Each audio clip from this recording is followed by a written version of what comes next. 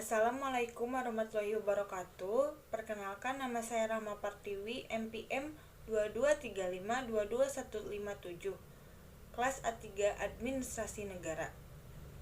Saya di sini akan menjelaskan tentang konsep dasar ekonomi untuk memenuhi tugas pengantar ilmu ekonomi. Pengertian konsep dasar ilmu ekonomi. Kata ekonomi berasal dari bahasa Yunani oikonomia yang tersusun dari dua kata, yaitu oikos dan nomos. Oikos berarti rumah tangga dan nomos aturan. Jadi oikonomia dapat diartikan sebagai aturan yang berlaku untuk memenuhi hidup dalam suatu rumah tangga. Pada dasarnya, ilmu ekonomi mempelajari pilihan dengan keputusan yang dilakukan setiap orang dalam memobilisasi dan mengalokasikan sumber ekonomi yang jumlahnya terbatas terhadap alat pemuas kebutuhan manusia yang tidak terbatas. Namun, menurut Muhammad Hatta menyebutkan ilmu ekonomi sebagai ilmu yang mempelajari tentang sebuah proses untuk mencapai kesejahteraan serta keadilan sosial dalam lingkungan masyarakat. Pembagian ilmu ekonomi.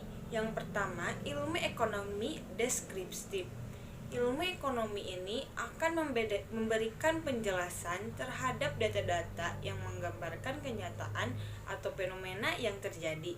Lewat ilmu ekonomi deskriptif, kita bisa melakukan analisis untuk menggambarkan kondisi sebenarnya dalam kegiatan perekonomian. Untuk mendapatkan gambaran yang valid, data atau fakta yang diperoleh harus disusun secara sistematis. Contoh dari ilmu ekonomi deskriptif yaitu gambaran mengenai krisis moneter pada tahun 1998 di Indonesia. 2. Ilmu ekonomi terapan.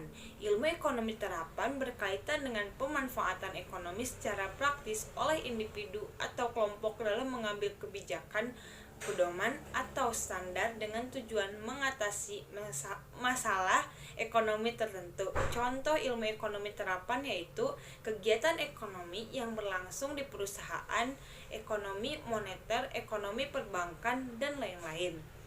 Yang ketiga, ilmu ekonomi teori. Ilmu ekonomi teori berupaya menjelaskan pengertian dan hubungan sebab akibat serta cara kerja sistem perekonomian.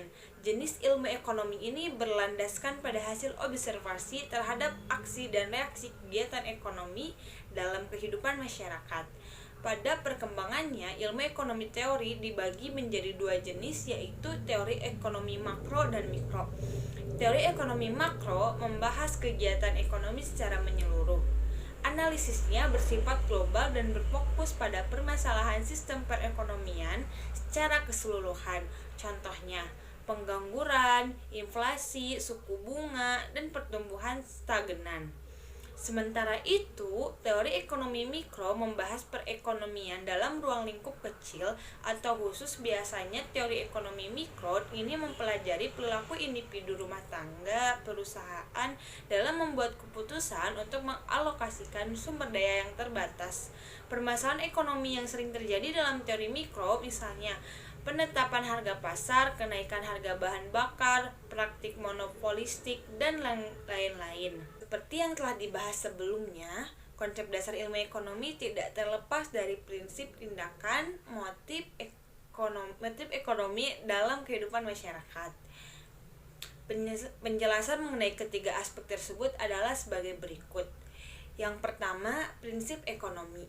Dalam prinsip ekonomi, manusia dalam memenuhi kebutuhannya akan berusaha mencapai hasil sebesar-besarnya dengan pengorbanan sekecil mungkin.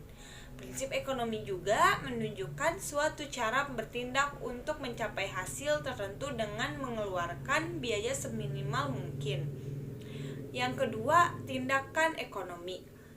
Tindakan ekonomi diartikan sebagai upaya untuk memperoleh keuntungan sebesar-besarnya dengan berlandaskan prinsip ekonomi. Upaya ini juga dilakukan untuk dapat mengatasi rasa kurang makmur atau keinginan menjadi makmur. Contoh tindakan ekonomi berlandaskan prinsip ekonomi yaitu ibu rumah tangga yang membeli beras di pasar tradisional karena harganya lebih murah dibandingkan di supermarket. Yang ketiga, Motif ekonomi. Motif ekonomi merupakan hal-hal yang menjadi penyebab masyarakat melakukan tindakan ekonomi. Contoh motif-motif ekonomi yang ada dalam kehidupan sehari-hari yaitu keinginan menjadi makmur, memperoleh penghargaan, dan motif sosial ingin menolong sesama. Terima kasih materi yang saya sampaikan, semoga bermanfaat. Dan mohon maaf apabila ada salah kata dalam pengucapan, karena di sini saya masih dalam proses belajar. Wassalamualaikum warahmatullahi wabarakatuh.